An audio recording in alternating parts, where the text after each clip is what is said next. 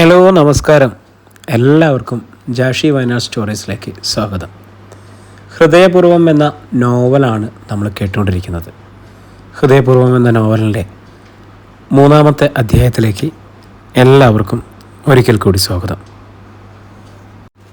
ആകട്ടെ, എന്താ തൻ്റെ പേര്? വിനയ് തിരക്കി. അവളൊന്ന് അമ്പരന്നു. പിന്നെ ചമ്മലോട് പറഞ്ഞു, അമല. പിന്നീട് ആലപ്പുഴയിലെ കടൽ തീരത്തുള്ള മനോഹരമായ ആ ഇരുനില വീടിൻ്റെ ഗേറ്റിലെത്തും വരെ അവൻ ശബ്ദിച്ചില്ല. ഗേറ്റിൻ്റെ പിച്ചളത്തകടിലെ വെള്ളി അക്ഷരങ്ങളിൽ കാറിലിരുന്ന് തന്നെ മാല മനസ്സിൽ വായിച്ചു. ദേവഗംഗ. അധ്യായം 5.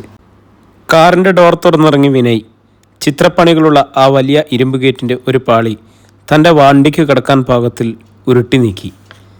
തിരികെ വന്ന് അകത്ത് കടന്നിരുന്ന് കാർ വളപ്പിനകത്തേക്കെടുത്തു. വീണ്ടും ഇറങ്ങി സ്വയം ഗേറ്റടച്ചു.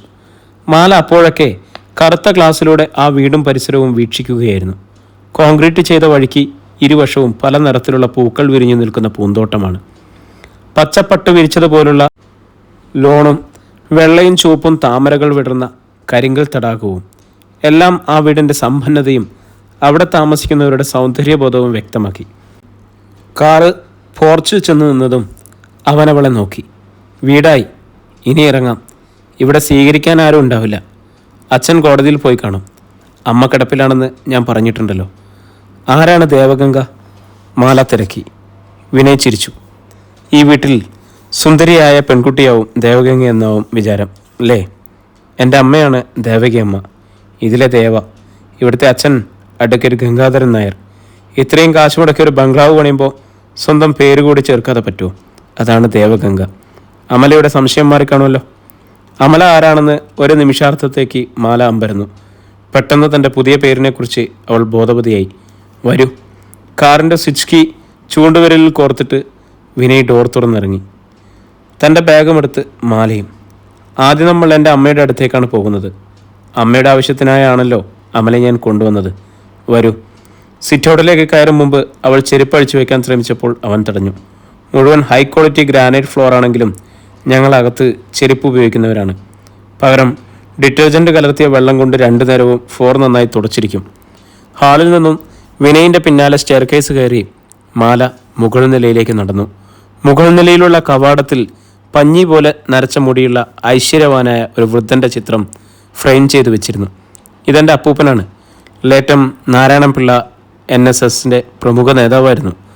സാധാരണക്കാർക്ക് 100 രൂപ ഒരു വലിയ തുകയായിരുന്നപ്പോൾ അപ്പൂപ്പൻ കോടീശ്വരനായിരുന്ന വ്യവസായിയായിരുന്നു. ചിത്രത്തിലെ ആളെ അവൻ അവൾക്ക് പരിചയപ്പെടുത്തി. അവിടെ നിന്നും അവൾ നടന്നു ചെന്നത് ആയുർവേദ മരുന്നുകളുടെ സൗരഭ്യം നിറഞ്ഞു നിൽക്കുന്ന ഒരു വലിയ മുറിയിലേക്കാണ്. 2 വലിയ കട്ടിലുകളും അതിൽ പട്ടുമെത്തകളും പട്ടുവിരികളുമുള്ള സെറ്റുകളും ഗ്ലാസ് ടീപ്പോയികളും അതിലെ വേസുകളിൽ നറുപുഷ്പങ്ങളും ഒരു കിടക്കയിൽ വെള്ള സാരിയെടുത്ത അതിസുന്ദരിയായ ഒരു മധ്യവയസ്കയും. കിടക്കയിൽ തലയണകളിൽ ചാരി കിടക്കുന്നത് വിനയ് എന്ന ആളിൻ്റെ അമ്മയാണെന്ന് പരിചയപ്പെടുത്താതെ തന്നെ മാലയ്ക്ക് മനസ്സിലായി. അമ്മയുടെ അതേ മുഖമാണ് മകന് കിട്ടിയിരിക്കുന്നത്. അമ്മേ, ഇതാണ്. മാലയുടെ നേർക്ക് കണ്ണുകൾ ചൂണ്ടിക്കൊണ്ട് അവൻ പറഞ്ഞു. മനസ്സിലായി. നിലാവിൻ്റെ ഭംഗിയുള്ള പുഞ്ചിരിയായിരുന്നു ആ അമ്മയുടെ മുഖത്ത്. അമലയല്ലേ? പേര് പോലെ തന്നെയുണ്ട്. എന്നാലും ക്രിസ്ത്യാനിയാണെന്ന് തോന്നില്ല. ഓർഫനേജിൽ വളർന്നതുകൊണ്ട് ബൈവർത്ത് ക്രിസ്ത്യാനി ആവണമെന്നില്ലല്ലോ അമ്മേ. ഏയ്, ഞാൻ പറഞ്ഞതേ ഉള്ളൂ. ഞാൻ വെജിറ്റേറിയനാണ്. മുകൾ നിലയിലേക്ക് നോണൊന്നും കൊണ്ടുവരാറില്ല. മസാലകളുടെയും മീറ്റിൻ്റെയും ഗന്ധം അടിച്ചാൽ എനിക്ക് വൊമിറ്റിംഗ് ഉണ്ടാവും. എൻ്റെ ഹസ്ബൻഡിന് പക്ഷേ നോണില്ലാതെ പറ്റില്ല. താഴെ അദ്ദേഹത്തിന് പ്രത്യേകം കുക്കുണ്ട്, എനിക്ക് മുകളിലും. അമലയ്ക്ക് താഴെ പോയി ഇഷ്ടമുള്ളത് കഴിക്കാം. മാല വിനയിനെ ഒന്ന് നോക്കി, എന്നിട്ട് മുഖം താഴ്ത്തി. ഞാൻ മനസ്സിലാക്കിയെടുത്തോളം അമലയ്ക്ക് നിർബന്ധങ്ങളൊന്നുമില്ല അമ്മേ, അവൻ പറഞ്ഞു. നിർബന്ധങ്ങളുണ്ടായാലും കുഴപ്പമില്ല. അമല ഫ്രീ ആണെന്ന് ഞാൻ പറഞ്ഞത്. ദേവകി വിശദീകരിച്ചു. എങ്കിൽ ഞാൻ ഇറങ്ങിക്കോട്ടെ അമ്മേ. വിനയ് തിരക്കി.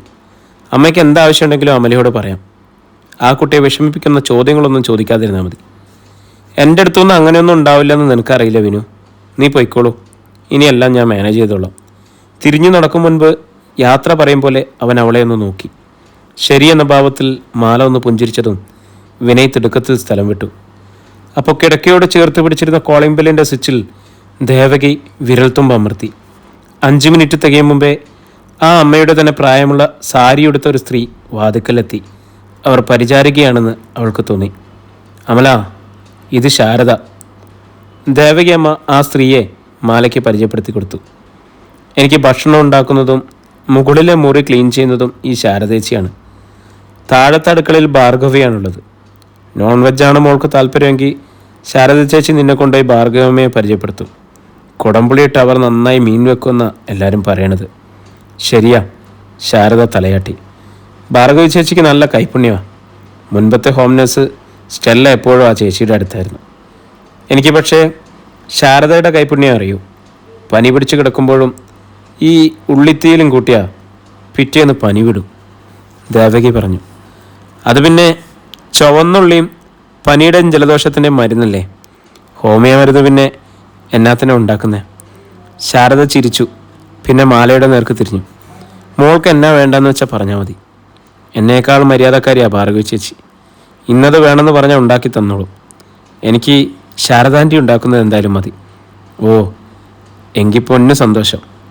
ആട്ടെ, രാവിലെ വല്ലതും കഴിച്ചുകൊണ്ടാണോ പോന്നേ? ഓവ്, കഴിച്ചു. എങ്കിതേ തൊട്ടടുത്ത മുറിയാണ് മോടത്. ബാഗൊക്കെ അവിടെ കൊണ്ടുപോയി വെച്ചോ. സ്റ്റെല്ല ഇന്നലെ പോയ ശേഷം എല്ലായിടും ഞാൻ അടിച്ചുവാരി കഴുകി തുടച്ചിട്ടുണ്ട്. രാത്രിയിലെ മോക്ക് സ്വന്തം മുറിയിൽ പോയി കിടക്കും. ടീച്ചർ ഉറങ്ങും വരെ ഈ മുറിയിൽ വേണമെന്നേ ഉള്ളൂ. രാത്രിയിലും ഈ മുറിയിൽ കിടക്കണതിൽ എനിക്ക് വിരോധമില്ല, അവൾ പറഞ്ഞു. എങ്കിലത് സന്തോഷം. എന്തെങ്കിലും ആവശ്യമുണ്ടായാൽ ഒന്ന് വിളിച്ചാൽ മതി. ശാരദ ചേച്ചി ഓടി വരാം. ടീച്ചർക്ക് കൊടുക്കാനുള്ള മരുന്നിൻ്റെയും കഷായത്തിൻ്റെയൊക്കെ കുപ്പികളിൽ അതാതിൻ്റെ സമയം തവണയും മാത്രമൊക്കെ എഴുതി വെച്ചിട്ടുണ്ട് കേട്ടോ. സംശയമാണെങ്കിൽ ടീച്ചറോട് തന്നെ ചോദിച്ചാൽ മതി.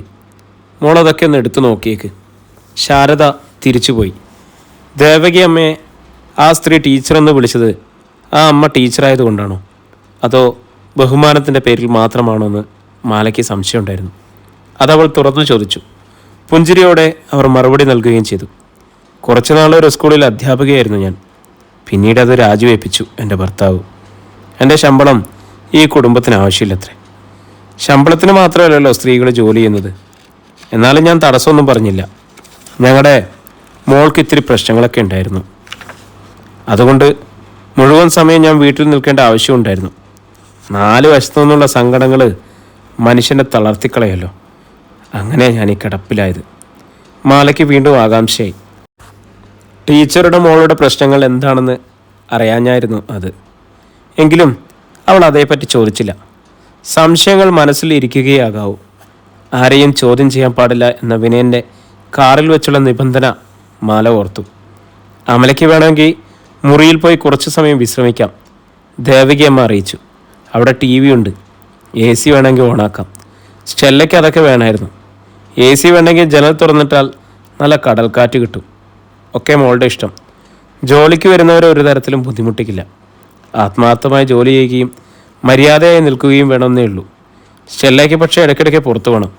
അവൾക്കാണെങ്കിൽ ഒരു ബോയ് ഫ്രണ്ട് ഉണ്ട്. അയാൾ എപ്പോഴും മൊബൈലിൽ വിളിക്കും. ഏതു നേരവും നിർത്താതെ ചാറ്റിംഗ് ആണ്. അത് പക്ഷേ എനിക്ക് പറ്റാതെയായി.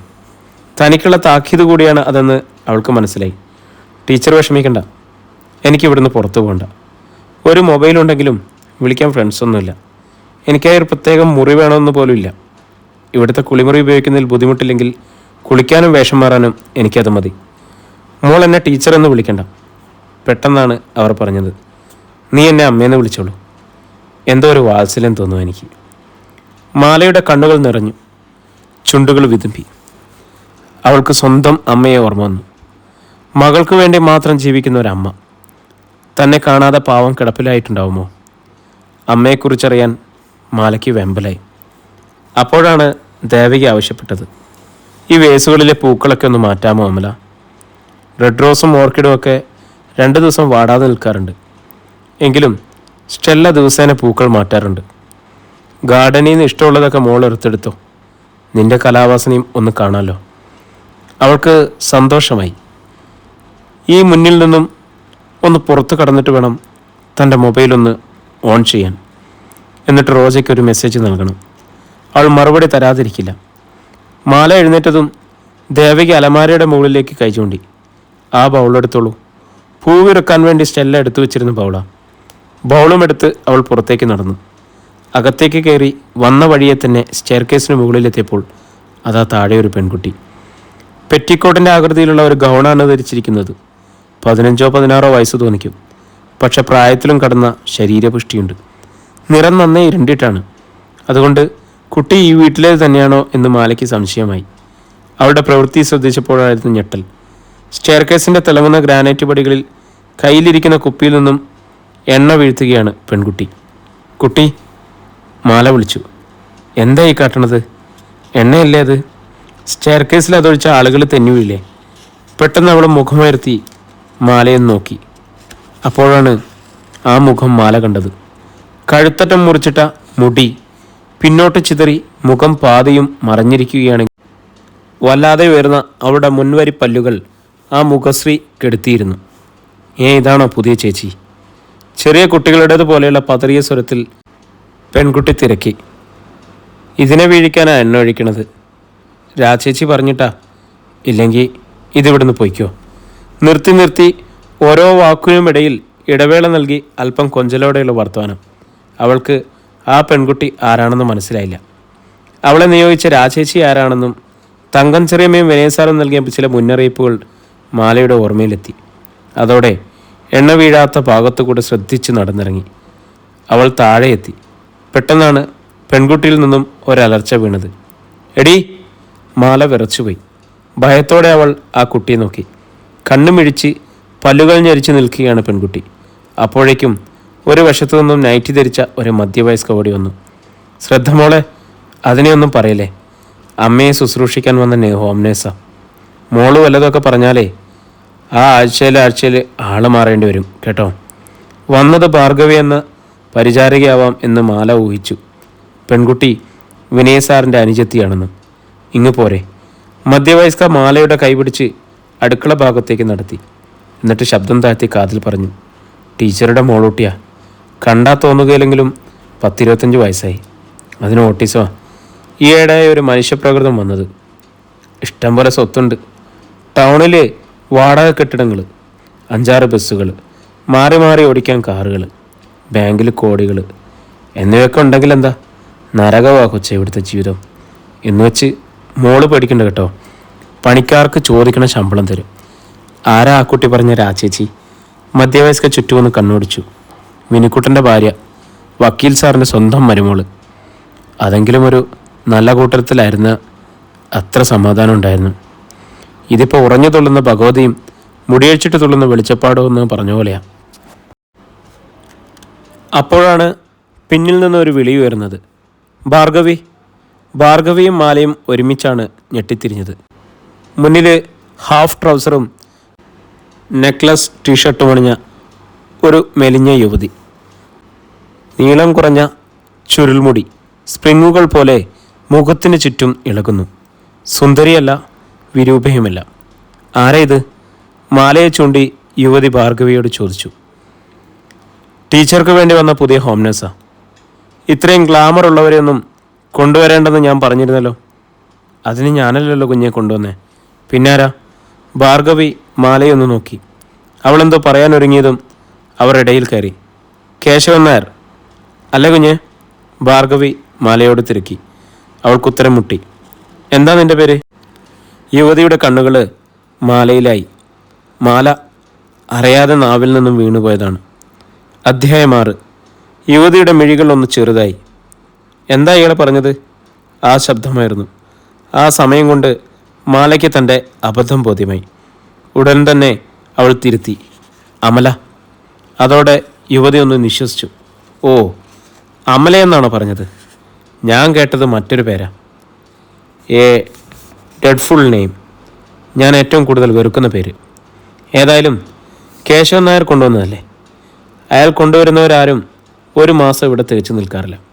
പക്ഷെ ഒരു കാര്യം പറഞ്ഞേക്കാം, മോന്ത ഇത്തിരി നല്ലതായതിൻ്റെ പേരിൽ വലിയ സ്റ്റൈലൊന്നും കാണിച്ചേക്കരുത് ഇവിടെ. വേറെയും പെൺകുട്ടികളുണ്ട് ഈ വീട്ടിൽ, അത് മറക്കണ്ട. അവൾ തിരിഞ്ഞു നടന്നു. അപ്പോൾ പിന്നിൽ അല്പം മാറി നിന്നിരുന്ന ശ്രദ്ധ പൊന്തിയ പല്ലുകൾ കാട്ടി കിളികളെ ചിരിച്ചു. വലിയ ആശ്വാസത്തിൽ നെഞ്ചത്ത് കൈചേർത്ത് ഭാർഗവി ഒരു ദീർഘനിശ്വാസം മുതിർത്തു. ഇടിയും മഴയും കൊടുങ്കാറ്റുമാണ് ഞാൻ പ്രതീക്ഷിച്ചത്. അതേതായാലും അങ്ങ് കാറ്റെടുത്ത് പോയി. വിനയ് സാറിൻ്റെ ഭാര്യ തന്നെയാണ് അത്? ഓ അതെ, അവർ പരിഹാസത്തിൽ തൊഴുതു. എൻജിനീയറിംഗ് 1-ാം ക്ലാസ്സിൽ ജയിച്ചതിൻ്റെ ഹൊങ്ക് ചില്ലറയല്ല. ഭർത്താവിൻ്റെ അമ്മ മാത്രമല്ല ടീച്ചർ, സ്വന്തം അമ്മായിമാ. പക്ഷെ മുകളിലേക്കുള്ള പടി കയറത്തില്ല ഈ പുന്നാരമോള്. ഹോം നേഴ്സായി വരുന്നങ്ങളിൽ ഇത്തിരി തൊലി വെളുത്തതുണ്ടായ അപ്പത്തൊട്ട് മുഴുത്ത പിരാന്ത പിന്നതിന്. മുറപ്പെണ്ണ് കല്യാണം വേണ്ടായിരുന്നു എന്നാണ് ടീച്ചർക്ക്. പക്ഷെ വിനിച്ചേട്ടൻ്റെ കിട്ടിയില്ലെങ്കിൽ റെയിൽവേ പാളത്തിൽ ചാടുമെന്ന് പറഞ്ഞ് നടത്തിയ കല്യാണം. ഇപ്പേതാ കാളിയും ദാരികനും തമ്മിലുള്ള പോർവിളിയാണ് നിത്യവും. ഒരാൾ മാത്രം ആശിച്ചു നടത്തുന്ന കല്യാണം ഇങ്ങനെ. അങ്ങോട്ടും ഇങ്ങോട്ടും മനപ്പുറത്തും വേണ്ടായ മോളെ. മാല ശബ്ദിച്ചില്ല. മോളെന്തിനാ താഴത്തോട്ട് വന്നത്? ഭാർഗവി അവളോട് ചോദിച്ചിട്ടു. വിശന്നിട്ടാണോ? അല്ല, ഫ്ലവേഴ്സിൽ വയ്ക്കാൻ കുറച്ച് പൂവ് ഇറക്കാൻ വേണ്ടി വന്നതാ. എങ്കിൽ പോയി പൂവ് കുറച്ചോ. വിശക്കുമ്പോൾ ഇങ്ങോട്ട് വന്നാൽ മതി. മത്തിയ ഇന്നത്തെ കറി. ഇന്നലത്തെ ചിക്കനും ഫ്രിഡ്ജിലുണ്ട്. ടീച്ചർക്ക് അതിൻ്റെ ഒന്നും മണമടിക്കാൻ പാടില്ല.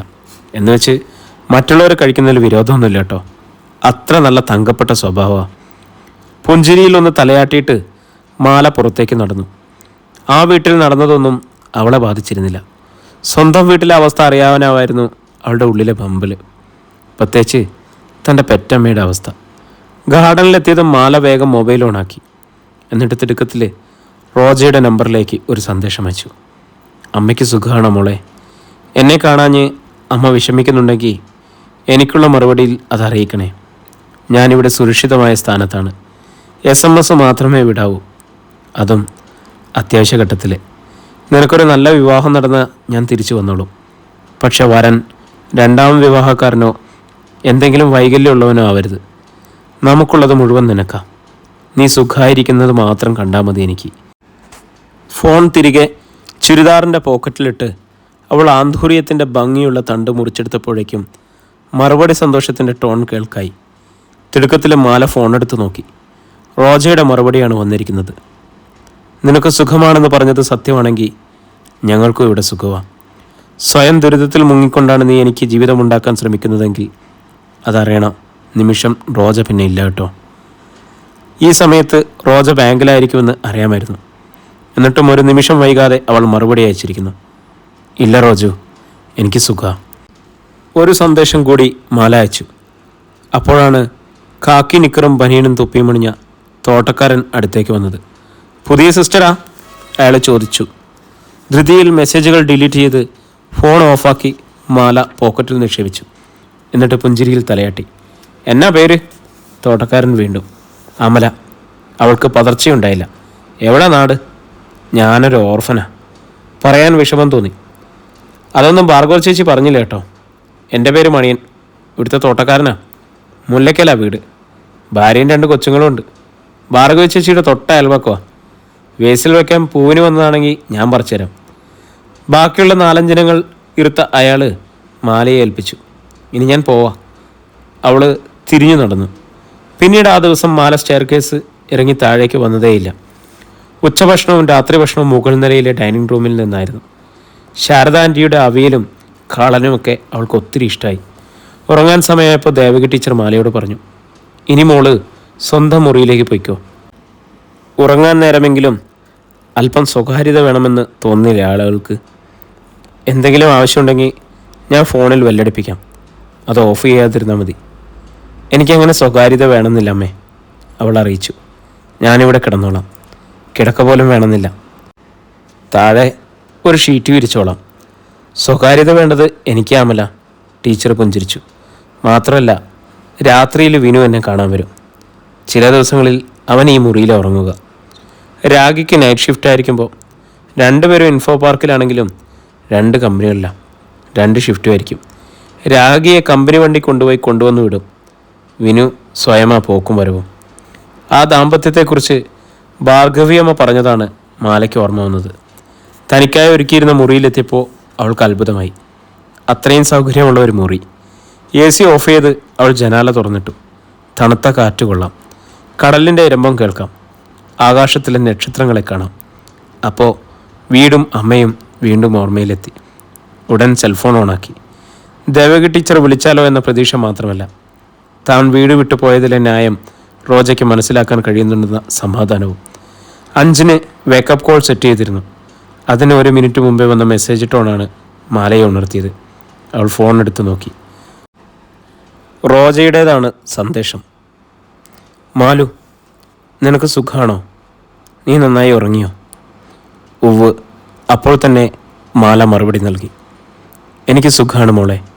എൻ്റെ ഏറ്റവും വലിയ സന്തോഷം നീയും അമ്മയും എനിക്ക് മാപ്പ് തന്നതിലും ഞാൻ എവിടെയാണെന്ന് തിരക്കാത്തതിലും തിരിച്ചു വരാൻ എന്നെ നിർബന്ധിക്കാത്തതിലുമാണ്. റോജ ആ വാചകങ്ങൾ അമ്മയെ കാണിച്ചു. ഇല്ല, സുഭാഷിണി അത് വിശ്വസിച്ചില്ല. ഇതിലെന്തോ ചതിയുണ്ട്. വീട് വിട്ട് ഓടിച്ചിരുന്ന പെൺകുട്ടികൾക്കായി അങ്ങനെ അഭയകേന്ദ്രങ്ങൾ തുറന്നു വച്ചിരിക്കുകയല്ല ഈ നാട്ടിൽ. അവളേതോ കെണിയിലാണ്, ഭയങ്കരമായ ദുരിതത്തിലും. അതവൾ നമ്മളെ ഒളിപ്പിക്കുകയാണ്. അല്ലെങ്കിൽ ഈ മെസ്സേജുകൾ അയക്കണതൊന്നും അവളല്ല. ഏതെങ്കിലും ടെക്സ്റ്റൈൽ ഷോപ്പിൽ സെയിൽസ് ഗേളായി ജോലി കിട്ടിക്കൂടെ അമ്മ അവൾക്ക്? ഹോസ്റ്റലിൽ താമസിക്കാമല്ലോ. അവളെ നേരിൽ കാണാതെ ഞാനിതൊന്നും വിശ്വസിക്കില്ല റോജ. എന്നെ വെറും പൊട്ടിയാക്കണ്ട. അവിടെ ആ മകള് തോറ്റു. അന്ന് സന്ധ്യയ്ക്ക് ഷേർലിയും പോളും അവരുടെ ബൈക്കിൽ സുഭാഷിണിയുടെ വീട്ടിലെത്തി. ബാങ്കിൽ നിന്നെത്തിയ റോജ വേഷം മാറുന്നതേ ഉണ്ടായിരുന്നുള്ളൂ. വാതിൽ തുറന്ന സുഭാഷിണിയോട് ഷേർലി ചോദിച്ചു, മാല എവിടെ സുഷേച്ചി? അവളെ ഒന്ന് വിളിക്കോ, ഒരത്യാവശ്യ കാര്യം പറയാനാ. പോയിട്ട് തിടുക്കണ്ടേ, പോളേട്ടൻ്റെ അമ്മച്ചി സുഖമില്ലാതിരിക്കുക. അതിന് മറുപടി പറയണതിന് പകരം റോജ, ദേ ഷേർലിയും പോളും വന്നിരിക്കണു എന്ന് പറഞ്ഞുകൊണ്ട് അകത്തേക്ക് തിരിഞ്ഞു നടക്കുകയാണ് ചെയ്തത് സുഭാഷിണി. എന്നിട്ട് മകളുടെ അരികിലെത്തി അവളെ അറിയിച്ചു, മാലയെ തിരക്കി വന്നിരിക്കുക അവർ. എന്താ പറയേണ്ടതെന്ന് എനിക്കറിയില്ല, ഞാൻ പറഞ്ഞോളാം. റോജ ഇറങ്ങി വാതുക്കലേക്ക് ചെന്നു. അപ്പോഴേക്കും ഷേർലിയും പോളും സിറ്റൗട്ടിലെത്തിയിരുന്നു. എന്താ ഷേർലിയേച്ചി? റോജ തിരക്കി. മാലയ്ക്കായി പോളേട്ടൻ പറഞ്ഞ ആ ജോലി ശരിയായിട്ടുണ്ടേ. മറ്റന്നാൾ ജോയിൻ ചെയ്യണം. രാവിലെ 6 മുതൽ വൈകുന്നേരം 6 വരെയാണ് ജോലി. തൃശ്ശൂരായതുകൊണ്ട് ദിവസേന പോയി വരാൻ നോക്കണ്ട. കമ്പനിക്ക് പക്ഷേ ഹോസ്റ്റൽ ഫെസിലിറ്റി ഉണ്ട്. അട്രാക്റ്റീവ് സാലറിയാ. എന്തു പറയണമെന്നറിയാതെ റോജയൊന്ന് കുഴുങ്ങി. അപ്പോഴേക്കും സുഭാഷിണി മകളുടെ പിന്നിലെത്തി. കാര്യം പറയൂട്ടി. അവർ മകളെ തോണ്ടി. ഷേർലിയും പോളും നമുക്ക് അന്യരൊന്നുമല്ലല്ലോ. എന്താ റോജ? പിന്നിൽ നിന്നും അമ്മ പിറുവിറുക്കണത് കണ്ട് ഷേർലി ചോദിച്ചു. അത് പരുങ്ങലോടെയാണ് റോജ പറഞ്ഞത്. അത് ഷേർലിയേച്ചി, മാല ഇപ്പോൾ കോഴിക്കോടാണ് കേട്ടോ. അവൾക്ക് അവിടെ ഒരു ഫോമിൽ ജോലിയായി. 1 മാസം നിന്നിട്ട് നല്ലതാണോന്ന് അറിഞ്ഞിട്ട് ഷേർലിയേച്ചിയും പോളേട്ടനെയും കൂടി വിളിച്ചറിയിക്കാൻ നേരത്തെ ഓർത്തതാ. ഷേർലി ഒന്ന് പകച്ചു. പിന്നെ പോളിനെ നോക്കി. എന്നിട്ട് അത് നല്ലതാണെന്നാണോ മാല പറഞ്ഞത്? പോളിനായിരുന്നു സംശയം. 2 ആഴ്ചയല്ലേ പോളേട്ടായിട്ടുള്ളൂ. അവൾക്കൊരു ഉറപ്പും പറയാനായിട്ടില്ല. എങ്കിൽ ഞങ്ങൾക്കിത് ഗ്യാരണ്ടിയാ, ഷേർലി പറഞ്ഞു. ആഴ്ച തോറും അവൾക്ക് വീട്ടിൽ വരാം. നല്ല ശമ്പളം ഉണ്ടാവും. ഒരാണ്ടിനുള്ളിൽ പ്രൊമോഷൻ ഉറപ്പാണ്. അത് കഴിഞ്ഞാൽ അവൾക്കൊരു നല്ല കല്യാണം ഒത്തുവരും. സുഭാഷിണി പ്രതീക്ഷയിൽ റോജയെ ചൊറിഞ്ഞു. അവൾ ഷേർലിയോട് പറഞ്ഞു, മാലുവിനെ വിളിച്ച് രാത്രി തന്നെ ഞാൻ പറയാം ചേച്ചി. ഇപ്പോഴത്തെ പണി ഉപേക്ഷിച്ച് അവൾ പോരുമെങ്കിൽ അത് നല്ലതാ. പോരാൻ നിർബന്ധിക്കണം. ഇത്ര കാലം വർക്ക് ചെയ്യാമെന്നൊന്നും അവൾ എഴുതി കൊടുത്തിട്ടില്ലെങ്കിൽ മറ്റന്നാൾ എന്നത് 1 ദിവസം കൂടി വൈകിക്കാൻ പറ്റുമെന്ന് പോളേട്ടനൊന്ന് ചോദിക്കട്ടെ. അതിലധികം നടക്കില്ല. ഇൻ്റർവ്യൂ കഴിഞ്ഞ് പോസ്റ്റിങ്ങിന് കാത്തിരിക്കുന്നവർക്കിടയിലാണ് ഞങ്ങളീ കുട്ടിയെ തിരികെ കയറ്റാൻ നോക്കണതെന്ന് മറക്കണ്ട. ഞങ്ങളിറങ്ങാം. 2 പേരും ചെന്ന് മുന്നിലും പിന്നിലുമായി ബൈക്കിൽ കയറി. അവിടോട് നാളെ രാവിലെ തന്നെ ഇവിടെ എത്താൻ പറയടി, സുഭാഷിണി റോജയോട് കൽപ്പിച്ചു. ഇപ്പോൾ തന്നെ വിളിച്ചു പറ. വന്നില്ലെങ്കിൽ പിന്നെ അമ്മ ജീവനോടെ ഉണ്ടായിരിക്കില്ലെന്ന് പറ അസത്തിനോട്. റോജ അത് തന്നെയാണ് തീരുമാനിച്ചത്. അപ്പോൾ തന്നെ അവൾ മാലയുടെ നമ്പറിൽ വിളിച്ചു. 10 മണിവരെ അത് ഓഫായിരുന്നു. രാവിലെ 6 മണി മുതൽ രാത്രി 12 മണി വരെ അവൾ ഫോൺ ഓഫ് ചെയ്ത് വെച്ചിരിക്കാവോ അമ്മേ, റോജ പറഞ്ഞു. ആ സമയം മുഴുവൻ അവൾ എന്തായിരിക്കും മോളെ പണി? വല്ല വീട്ടിലും അടുക്കളപ്പണിയായിരിക്കുമോ? എനിക്കറിയില്ല അമ്മേ. എങ്കിൽ നീ ഇന്ന് ഉറങ്ങണ്ട. 12 ആയാലും അവളെ വിളിച്ചു നോക്കണം. ആ രാത്രി ഉറക്കൊഴിഞ്ഞിട്ടും അവൾക്ക് ചേച്ചിയുടെ നമ്പർ കിട്ടിയില്ല. പിറ്റേന്നും അങ്ങനെ തന്നെ. ആ 2 രാത്രികളിലും മാല ദേവകിയമ്മയുടെ മുറിയിലാണ് ഉറങ്ങിയത്. അവർക്ക് നേരിയ പനിയുണ്ടായിരുന്നു. ഇടയ്ക്കിടയ്ക്ക് തെർമോമീറ്ററിൽ ടെമ്പറേച്ചർ ശ്രദ്ധിക്കുകയും നെറ്റിയിൽ നനഞ്ഞ തുണി വയ്ക്കുകയും മാത്ര തെറ്റാതെ മരുന്നുകൾ നൽകുകയും വേണ്ടിയിരുന്നു. മൊബൈൽ അവൾ പൂർണ്ണമായും ഓഫ് ചെയ്ത് വെച്ചു. 2-ാം ദിവസം രാവിലെ പനി വിട്ടു. ടീച്ചർ പഴയപടി ഉഷാറായി. എൻ്റെ മോൾ ഒത്തിരി കഷ്ടപ്പെട്ടു അല്ലേ? നീ ഉറങ്ങിയിട്ടില്ല എന്ന് അമ്മയ്ക്കറിയാം. നിന്നിൽ വിശ്വാസമുള്ളത് കൊണ്ടാവും വീണയിടയ്ക്ക് ഇങ്ങോട്ട് കടക്കാതിരുന്നത്. എന്നാലും ഇടയ്ക്കിടെ ഫോണിൽ അന്വേഷിച്ചിരുന്നു. ഇനി വേണമെങ്കിൽ അമല സ്വന്തം മുറിയിൽ പോയി അല്പം ഉറങ്ങിക്കോ. ഉറക്കമൊഴിഞ്ഞ് നിനക്കിനി അസുഖമൊന്നും വരണ്ട. എനിക്കൊന്നും വരില്ലമ്മേ. ഞാൻ ആവശ്യത്തിന് ഉറങ്ങിയിരുന്നു. പകലുറങ്ങുന്ന ശീലം എനിക്കില്ലതാനും. നിന്നെ മരുമകളായി കിട്ടുന്ന അമ്മായിയമ്മ ഏതായാലും ഒരു ഭാഗ്യവതിയായിരിക്കും കേട്ടോ. ഇക്കാലത്ത് ഇങ്ങനെയൊരു പെങ്കൊച്ച് എവിടെയും കാണില്ല. മാലയുടെ മുഖം കുനിഞ്ഞു. ഉറങ്ങുന്നില്ലെങ്കിൽ ഇതാ ആ കബോർഡിൽ ലളിത സഹസ്രനാമം സ്തോത്രം ഇരിക്കുന്നുണ്ട്. അതെടുത്തുകൊണ്ട് വന്ന് എൻ്റെ അരികിലിരുന്നൊന്ന് വായിക്കൂ. പുസ്തകം നോക്കിയായാലും അക്ഷരത്തെറ്റില്ലാതെ വായിക്കാൻ സ്റ്റെല്ലയ്ക്കും ശാരദയ്ക്കൊന്നും കഴിയാറില്ല. രോഗികൾ ആ സ്തോത്രം ശ്രവിക്കുന്നത് ആശ്വാസം ഉണ്ടാവും. കുളിക്കാതെ അത് ചെല്ലാൻ എനിക്കൊരു മടി. അമ്മ വിഷമിക്കണ്ട, ഞാൻ ചെല്ലാം. എനിക്കത് മനപ്പാടമാണ്. ഭാഗ്യം. എങ്കിൽ മോള് എൻ്റെ അരികിൽ വന്ന് മുട്ടിയിരുന്ന് ചെല്ലൂ. ഞാനിങ്ങനെ കണ്ണടച്ചിരുന്നോളാം. അവളത് ചെല്ലുമ്പോൾ ടീച്ചറുടെ അടഞ്ഞ കണ്ണുകളിൽ നിന്നും ഇരുവശത്തേക്കും ചാലുകൾ ഒഴുകി. ആ സമയത്ത് റോജ ബാങ്കിലേക്ക് പോകാനായി ബസ്സിലായിരുന്നു. ബാഗിൽ നിന്നും മൊബൈൽ റിങ് ചെയ്തപ്പോൾ കമ്പിയിൽ തൂങ്ങി നിന്നുകൊണ്ട് തന്നെ അവൾ ഫോണെടുത്തു. ഞാൻ ഷേർലിയ. പരിഭവസ്വരം. 2 ദിവസം തുടർച്ചയായി പരിശ്രമിച്ചിട്ടും നിനക്ക് മാലയെ ഫോണിൽ കിട്ടിയില്ലെന്ന് പറഞ്ഞത് ഞാനങ്ങ് കണ്ണടച്ച് വിശ്വസിച്ചിരിക്കുക. ഇല്ലെങ്കിലും അവളെ കിട്ടിയോ നിനക്ക്? സോറി ചേച്ചി, ഇന്നും ഞാൻ ട്രൈ ചെയ്തതാ, എന്നെ വിശ്വസിക്കണം. റോജ യാചിച്ചു. മതി മോളെ. ഷേർലിയുടെ സ്വരം പരുക്കനായി. എന്നെ എൻ്റെ ചേട്ടായും വിശ്വസിച്ച് ഇപ്പോഴുള്ള ജോലി കളയാൻ നിനക്കും നിൻ്റെ ചേച്ചിക്കും മടിയാണെന്ന് എനിക്ക് മനസ്സിലായി. അപ്പോൾ പിന്നെ ഇങ്ങനെ ഒരു അടവല്ലേ നടക്കൂ? നിങ്ങളോടുള്ള സ്നേഹത്തിൻ്റെ പേരിൽ ഞങ്ങൾ ഇത്രയും കഷ്ടപ്പെട്ടതും കാത്തിരുന്നതും ഞങ്ങളുടെ മണ്ടത്തരം. എൻ്റെ അമ്മായിയമ്മ എപ്പോഴും പറയും, നാട്ടുകാരെ സഹായിക്കാൻ നടന്ന് നീയും നിൻ്റെ കെട്ടിയവനും കഴിമേക്കറുമെന്ന്. മതി കേട്ടോ മോളെ, നന്ദി. അവൾ കോള് കട്ട് ചെയ്തു. റോജയ്ക്ക് സങ്കടം കൊണ്ട് കരച്ചിൽ വന്നു.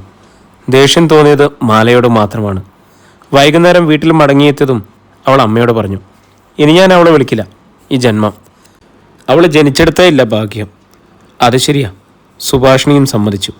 ഇല്ലെങ്കിൽ ഇത്രയും ദിവസം കൂടി കാത്തിട്ട് അവൾ ഇറങ്ങിപ്പോയാൽ മതിയായിരുന്നല്ലോ.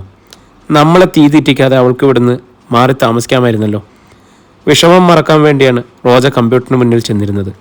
ഇൻ്റർനെറ്റിൻ്റെ മെയിൽ ബോക്സ് നിറയെ ഒരാളുടെ ഒട്ടേറെ മെയിലുകൾ. കഴിഞ്ഞ ഒരു 2 ആഴ്ചയായി തുടർച്ചയായി വന്നതാണ്. അവളത് ഓപ്പൺ ചെയ്തു. കാശ്യപ് മഹാദേവൻ്റെ വിവാഹാഭ്യർത്ഥനയാണ് മുഴുവൻ. അത്താഴമേശയിൽ റോജ അതേപ്പറ്റി അമ്മയോട് സൂചിപ്പിച്ചു. 2ാം വിവാഹക്കാരനോ കുട്ടികളുള്ളവനോ അല്ലല്ലോ. അവിടെ തന്നെയാണ് ജോലിയും. സ്ത്രീധനവും വേണ്ട. നമ്മുടെ ബാക്ക്ഗ്രൗണ്ടൊന്നും പ്രശ്നമില്ല. സമ്മതമാണോ എന്ന് നീ മറുപടി കൊടുക്ക്.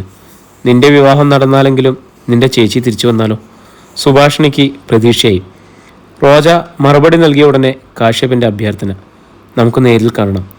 അമ്മയുടെ കൂടി സമ്മതത്തോടെയാണ് അവൾ പിറ്റേ ഞായറാഴ്ച തീരുമാനിച്ചത്. അന്നത്തേക്ക് ഒരു സദ്യ തന്നെ ഒരുക്കി സുഭാഷിണി. അധ്യായം 7. വെളുപ്പിന് 4-ന് എഴുന്നേറ്റ് സുഭാഷിണി തന്നെയാണ് എല്ലാം ചെയ്തത്.